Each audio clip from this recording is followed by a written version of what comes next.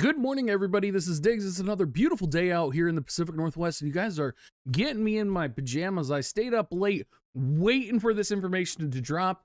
We're going to go ahead and go over Halloween Frederica, Halloween Little Leela, and Halloween Rairyuu's upgrades that we are most likely going to see in Global. This is my first time looking at them, so let's go ahead and dig in.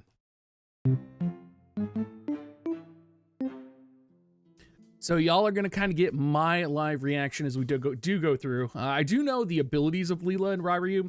I don't know the stats. That's really what we're going to be taking a look at. And then, of course, Frederica, we have no idea what's going to be in her kit, really. So let's go ahead and start off with Frederica and her TMR. It's going to be Komaren. HP 264, Spirit 10, critical rate 14. Decreased single target resistance 20 for 2 turns when performing a critical hit rate for self. And it doesn't say how long this lasts.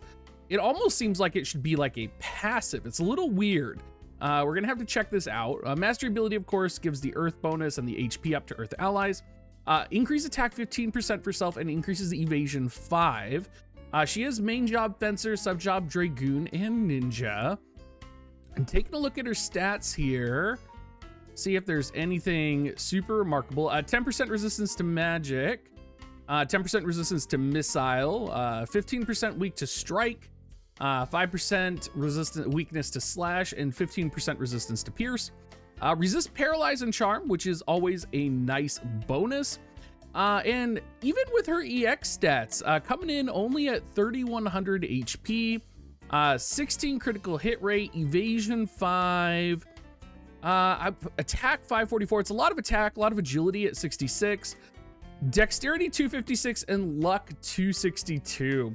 Now, the unit I always compare luck to is going to be 2B. So let's go ahead and compare how that luck kind of shows up here. 282 on 2B. So she's going to be probably a little less evasive. Yeah, I would say right now it's not looking amazing. Well, she does get an attack 20% buff for herself. So she's going to have a lot of attack because she has her mastery 15% in attack and she has an additional attack plus 20% from her board. So maybe she's going to be very attack focused. Let's go ahead and take a look at her skills here. Upgraded form for Fencer's secret, attack 30%. So, I mean, she's just stacking the attack up. Defense penetration 40, evasion rate plus 12. She gets jump plus 1 from Dragoon. Fencer also gives deadly sword technique, critical hit rate 15, critical damage 20. I think you're probably going to be setting shadow running though for agility 12% and luck 12%. She also gets HP up level 1 and Shikuchi. So like all of these are going to be really good. Her counter is going to lower accuracy on the target. I mean, I don't know. I mean, Elena has something very similar right now.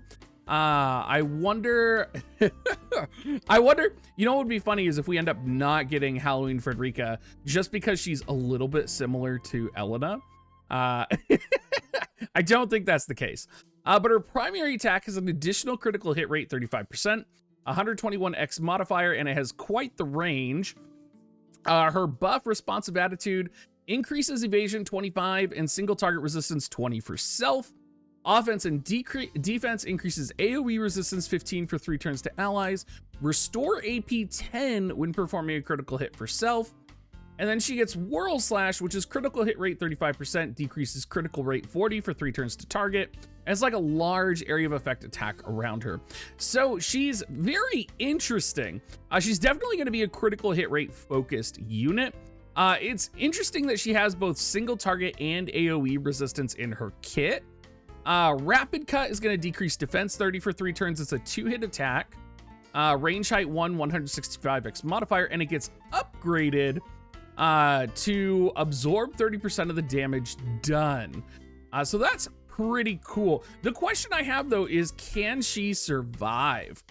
Her job level 25 ability gives increased pierce resistance 30% for 3 turns to self, and magic resistance 30% for 3 turns to self.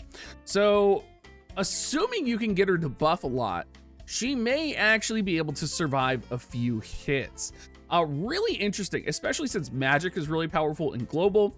Pierce is really strong on the JP side as well. Her secondary abilities for Fencer: increase move 1 for 3 turns to self, and increase critical hit rate 25 for 3 turns. So she could potentially, with Shikuchi, have 5 movement, which is crazy. Hit break decreases accuracy 25 for 3 turns. Very cool, very good. You can pair Sub Dragoon with Oberon. She does have horizontal jump, it looks like. Sub Ninja does not have the triple blow ability, so she will not be able to chain her 3-hit attack, but she does have a 2-hit attack in here, so that should be fine.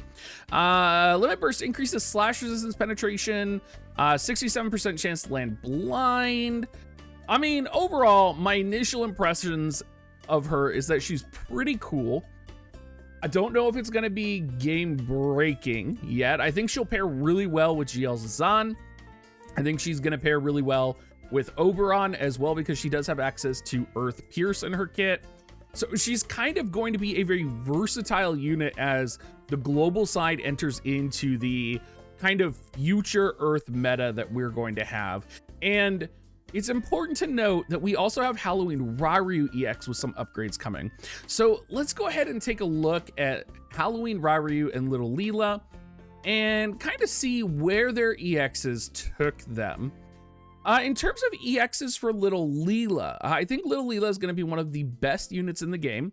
I do believe she's going to kind of reclaim her title as one, like ongoing, as one of the better units. And I do think she will be competitive with Black Rose Helena. Her EX board stats gets Magic 67.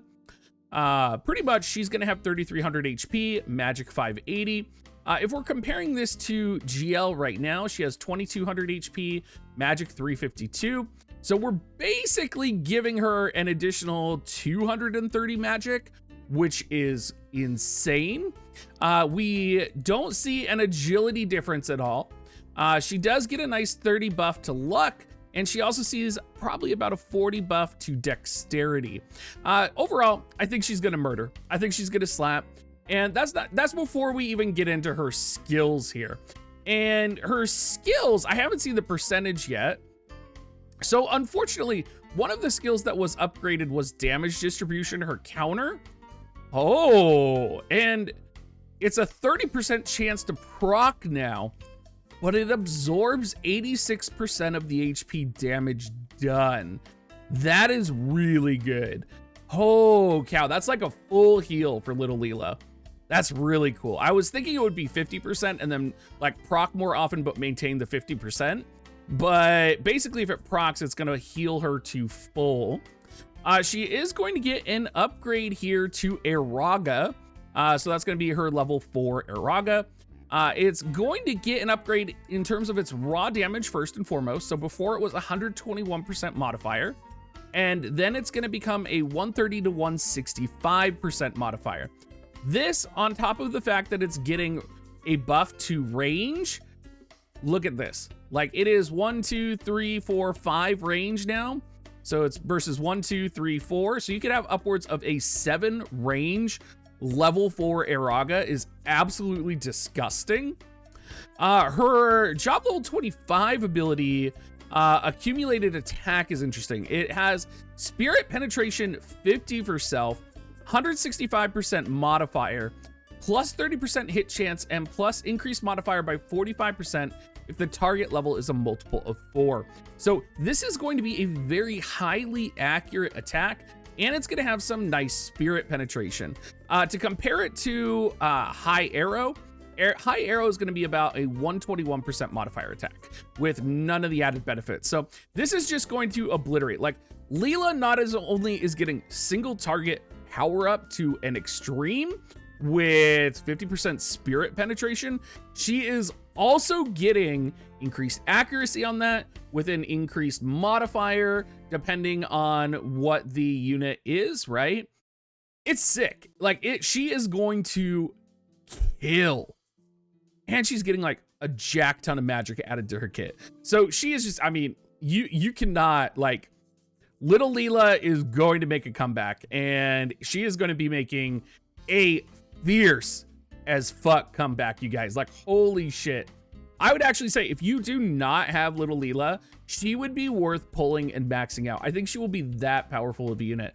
I think when she comes to global, she's going to rock us just like she rocked us the first time she came around. And I'm betting she will be on par with Black Rose Helena. That's, I'm going to make that claim right now. That might be a little extreme for some people. But I think with how dominant Tifa still is and kind of 2B throwing in there and mixing things up, I think we're going to see wind magic kind of pick up and just wind in general pick up. Rairyuu did not get the same treatment though as Halloween Leela. Let's take a look at his stats first. 3,800 HP. Previously he had 2,800, so he gets about 1,000 more HP. Magic wise, he gets about plus 120 magic, which is kind of unfortunate given that, you know, I feel like he needs a little bit more of a buff than that, and Leela saw more of a buff than that, so I feel like he needed a little bit more. His agility did get +4, so we got a hefty +4 agility.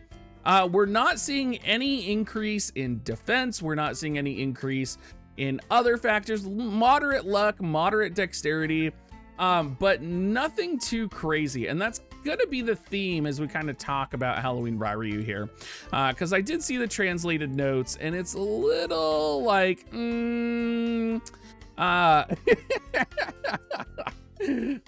so he does get an upgrade to his passive Sharp Mind, it looks like. And wait a second, okay, I think that's right. This looks changed actually. I thought it was his ability that got buffed when I was looking at him in the JP translation, but that's okay. He got an upgrade to Sharp Mind, which is one of the stronger abilities in general. So Spirit Penetration 40, Accuracy 20. So now it's going to get Defense +12 for self and Critical Evasion 15 for self. Not the best, I would actually say. Defense and Evasion. Defense is pretty useless. I feel like there's a lot of situations now where we have defense penetration, we have, you know, defense lowering abilities. I'm not sure it's really the biggest deal, but we'll have to see. Especially, I mean, it'll definitely be the best damage ability modifier to set on him. No buff to his counters. He did get an upgrade to Hazard Slash, and this is very similar to the upgrade to Hazard Slash that we've seen on other units with this ability. In the physical form, Halloween Rairyuu is, of course, a Magic Slash unit. But instead of consuming 25% of HP, it is only going to consume 10%, which is a good buff, I think. It's going to reduce counter chance 100, and the potency and range is going to stay the same. So nothing too exciting happening here. I think a lot of times, you know, this was one of his most powerful abilities. And, you know, it's one of those things where it's a good buff, but I don't think it's going to be good enough. And, you know, kind of along the same vein, his job level 25 ability, Devilish Sword, is a magic barrier break with a 165x modifier. Again, I mean, it's okay. It's not amazing. It's nice that he has access to a break. What would I have rather seen here? Maybe more. I think I would have rather seen more survivability in his kit rather than just giving him like defense +12 in one of his passives and critical evasion. I think I would have liked to see more survivability and maybe some more buffs related to his survivability. You know, he's pretty, like, his TMR is pretty unique, and his identity is really as, you know, as like a revive unit, almost like GL Zazan, right? Because he does have access to Sub-Paladin with Immortal Fighting Spirit. His TMR is a re-raise TMR. It would have been cool to do something with like his re-raise capability in some way. But unfortunately, he kind of got what I would call a lackluster upgrade. So overall, I would say kind of the big summary to summarize everything. Halloween Leela EX, you need to get her if you don't have her. If you do have her, you need to EX her. She is going to be incredibly powerful. I mean, there is no ifs, ands, or buts about it. Typhon 3-star is coming to pair with her.